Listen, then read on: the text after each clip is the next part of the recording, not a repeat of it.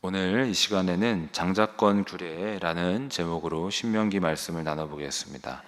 저희는 계속적으로 이스라엘이 지켜 행할 규례들을 나누고 있는데 오늘 본문은 장자권과 관련된 규례의 내용을 담고 있습니다. 아마 성도님들께서는 장자권에 대해 다 들어보셨을 것입니다. 특히 창세기 25장에 나오는 야곱과 에서의 사건을 통해서 장자권에 대해 다 들어보셨을 것이라 생각이 됩니다. 어느 날 장남 에서는 들에서 사냥을 하고 힘든 몸으로 집에 들어왔습니다. 그때 마침 동생 야곱이 죽을 끓여 놓았는데 에서는 이 죽을 보고 동생 야곱에게 말합니다. 내가 배고프니 그 붉은 죽을 나에게 좀 달라. 그 말에 동생 야곱이 형 에서에게 이렇게 대답합니다. 내가 이 죽을 줄 테니 형은 내게 형의 장자 명분을 팔아 주십시오. 관련 말씀이 창세기 25장 31절인데 야곱이 이르되 형의 장자의 명분을 오늘 내게 팔라 이와 같이 말합니다. 이 말에 에서는 무엇이라 대답했습니까? 절대 그럴 수 없다. 이 귀한 장자권을 어찌 너에게 이 죽 한 그릇에 팔겠느냐라고 대답했습니까? 그렇지 않다라는 걸 익히 아실 것입니다. 이어 32절을 보니까 에서가 이르되 내가 죽게 되었으니 이 장자의 명분이 내게 무엇이 유익하리요? 라고 대답합니다. 무슨 말이냐면 내가 배고파 죽겠다. 지금 당장 배 채우는 게 우선이지 이 장자권이 뭔 소용이 있느냐라고 하면서 이 장자권을 우습게 여기면서 팔겠다라고 말하고 있습니다. 그러자 야곱은 딴말하기 없습니다. 오늘 내게 장자권을 팔겠다고 맹세하십시오 라고 하였습니다. 결국에서는 장자권을 죽 한 그릇에 팔아 넘기게 됩니다. 33절 또 보시면 야곱이 이르되 오늘 내게 맹세하라. 에서가 맹세하고 장자의 명분을 야곱에게 판지라 라고 합니다. 그런데 과연 에서가 장자권을 판 이 행동이 잘한 행동이었을까? 결코 그렇지 않습니다. 성경은 큰 잘못이었다라고 말씀하고 있습니다. 특히 히브리서 12장 16절을 보시게 되면은 장자권을 팔아넘긴 에서의 그 행동에 대해서 이렇게 평가합니다. 히브리서 12장 16절을 다 같이 읽어보겠습니다. 음행하는 자와 혹 한 그릇 음식을 위하여 장자의 명분을 판 에서와 같이 망령된 자가 없도록 살피라. 한 그릇 음식 때문에 장자의 명분을 판 에서를 어떤 자라고 평가하고 있냐면 망령된 자다라고 말씀하고 있습니다. 너무 어리석었다라고 말씀합니다. 그렇다면 장자권을 판 것을 왜 어리석다고 하는 것일까? 장자권이 대체 뭐길래 에서는 장자권을 판 일로 인해 망령된 자라는 평가를 받게 되었을까? 그 이유는 장자권은 장자만이 누릴 수 있는 특별한 권리를 부여해주는 매우 귀한 것이었기 때문입니다. 그리고 장자만이 누릴 수 있는 특별한 권리를 크게 세 가지로 요약해 볼 수 있는데 다음과 같습니다. 첫째, 장자는 다른 아들들보다 두목, 즉 두 배를 상속받을 권리가 있었습니다.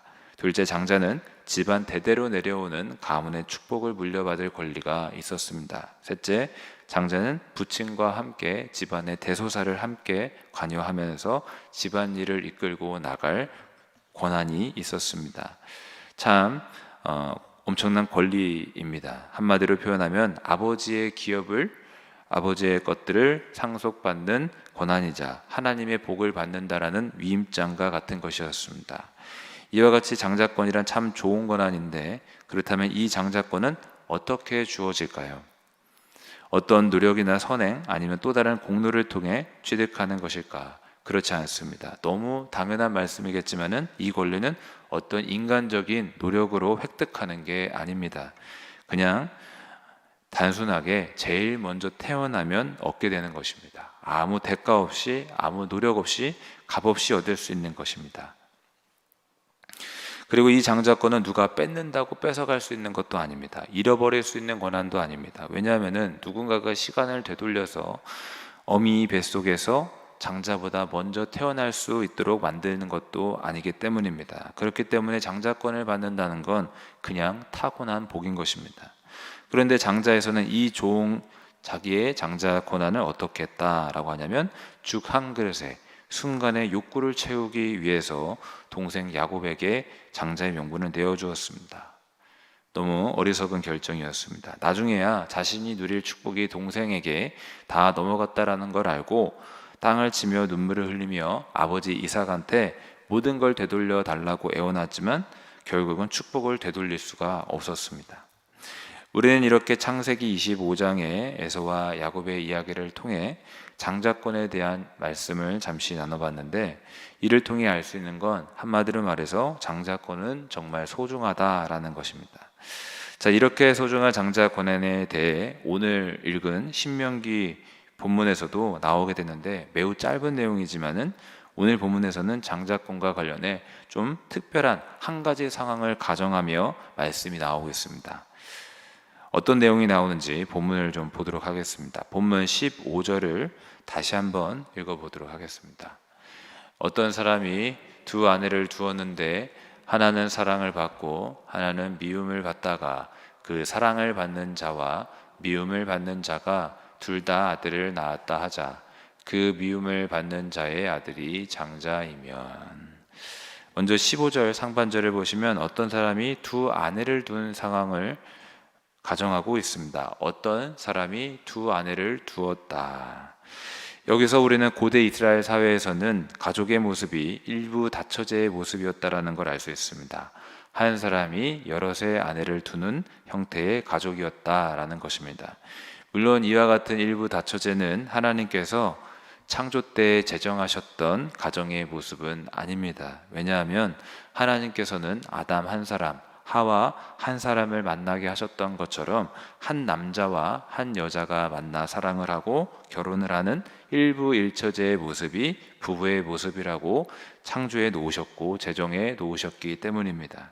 하지만 고대 근동의 여러 사회에서는 하나님의 창조 질서를 따라 살지 않았습니다. 이스라엘 백성들도 그러했고 많은 후손을 남기기 위해서 일부 다처제로 살았던 것입니다. 이런 모습은 하나님이 보시기에 옳고 기뻐할 만한 삶은 아니었습니다. 하지만 하나님께서는 인간의 약함과 완악함을 아시고 그들의 일부 다처제를 허용해 놓으신 상황입니다. 이렇게 일부 다처제를 전제하면서 오늘 본문은 과연 누구에게, 그 여러 아내들이 있을 텐데 그 여러 아내들의 자식들 중에서 누구에게 장자권을 물려줘야 될지 이에 대한 말씀입니다. 만약 결혼한 두 아내 중에 한 여자는 사랑하고 한 여자는 그보다 덜 사랑하거나 미워하는 경우, 그리고 또 그 두 여자가 둘 다 아들을 낳은 상황을 가정하고 있습니다. 자, 그런데 여기서 또 한 가지의 상황이 생깁니다. 그거는 사랑하는 여자의 아들이 장자여서 마음껏 축복하고 장자권을 물려주면 좋을 텐데, 만일 별로 사랑하지도 않거나 또는 미워하는 여자의 아들이 장자일 경우입니다. 이런 경우 어떻게 해야 하느냐가 오늘 본문의 내용입니다. 그렇다면 여러분, 이런 상황에는 과연 누구에게 장자권을 물려줘야 하겠습니까? 아마 이에 대해서 두 가지의 반응이 있을 것입니다. 첫째는 사랑하는 아내가 누구냐는 상관없이 먼저 태어난 아들에게 장자권을 물려줘야 된다라는 입장입니다. 즉, 미워하는 아내의 자식일지라도 그가 장자라면은 그 아들에게 우선적으로 장자권을 줘야 된다라는 것입니다. 둘째는 사랑하는 아내의 아들에게 장자권을 줘야 된다라는 입장입니다. 즉, 사랑하는 아내의 아들이 둘째 차자일지라도 그의 엄마를 사랑하기 때문에 둘째 차자에게 장자권을 줘야 된다라는 입장입니다. 이와 같이 의견이 분분할 수가 있는데, 오늘 보면 장자권 규례에서는 사랑하는 아내의 아들이라는 이유로 그에게 장자권을 주어서는 안 된다라고 말씀하고 있습니다. 달리 말해 미움을 받는 아내의 아들일지라도 그가 장자라면 그에게 장자권을 주라는 것입니다. 즉, 어떤 아내에게서 태어났든지 간에 그건 상관없이 자기가 처음 낳은 자식, 그 사람에게, 그 아들에게 장자권을 물려줘야 된다는 것입니다. 16절의 말씀을 우리 다 같이 읽어보겠습니다. 자기의 소유를 그의 아들들에게 기업으로 나누는 날에 그 사랑을 받는 자의 아들을 장자로 삼아 참 장자 곧 미움을 받는 자의 아들보다 앞세우지 말고. 앞서 설명드린 내용의 말씀입니다.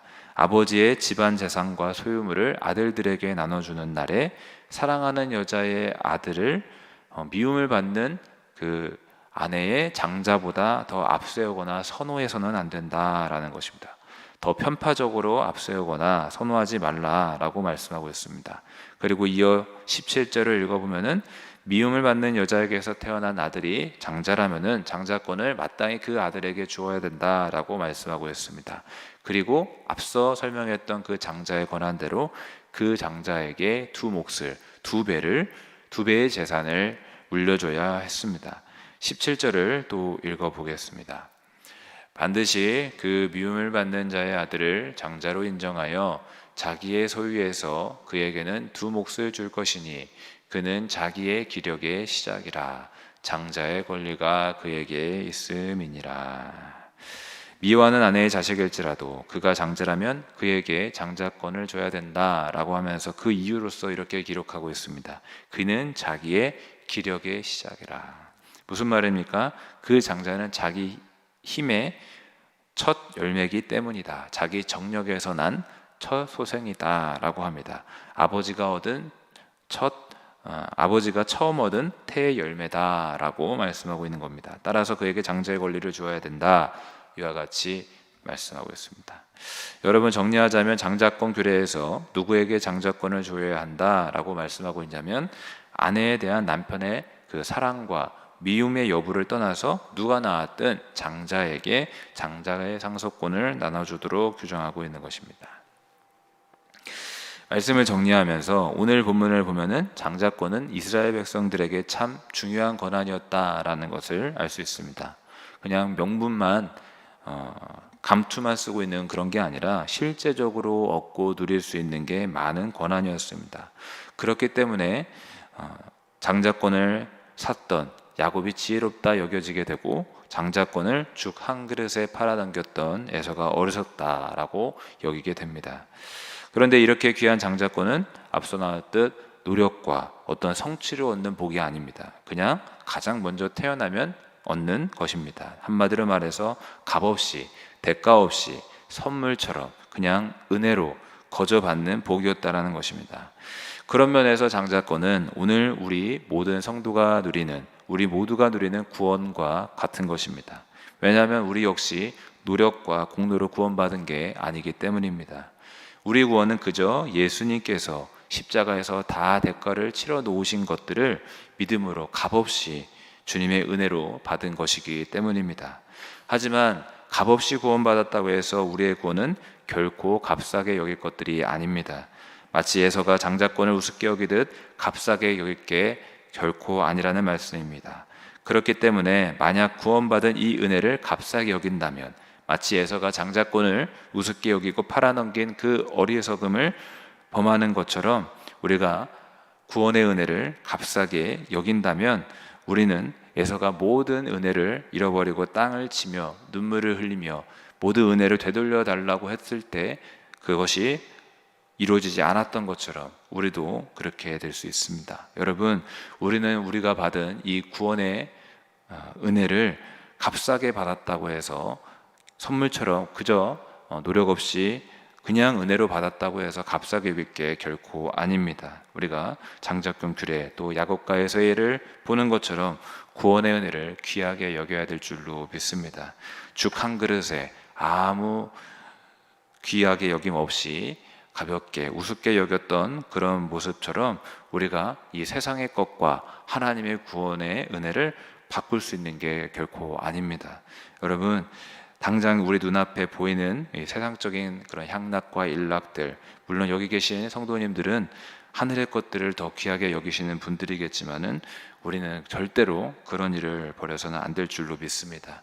장자권 규례를 소중히 여겼듯 우리가 오늘날 우리가 받은 이 귀한 구원의 은혜 귀히 여기시고 하나님께 찬양하시고 감사히 여기시면서 하나님 앞에 모든 영광 올려드리는 우리의 삶이 될 수 있기를 간절히 바라겠습니다. 기도하겠습니다.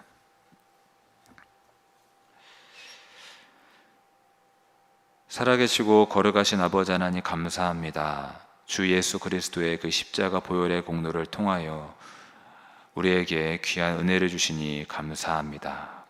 구원의 은혜 감사히 여기고 결코 세상의 것들과 바꾸는 정말 어리석은 그런 삶을 살지 않도록 도와주시옵소서. 하나님께 감사하고 구원의 은혜를 받고 그 합당하게 살아갈 수 있는, 구원의 자녀로서 합당하게 살아갈 수 있는 우리 모두가 되게 하여 주시옵소서. 감사드리옵고 살아계신 예수님의 이름으로 기도하옵나이다. 아멘.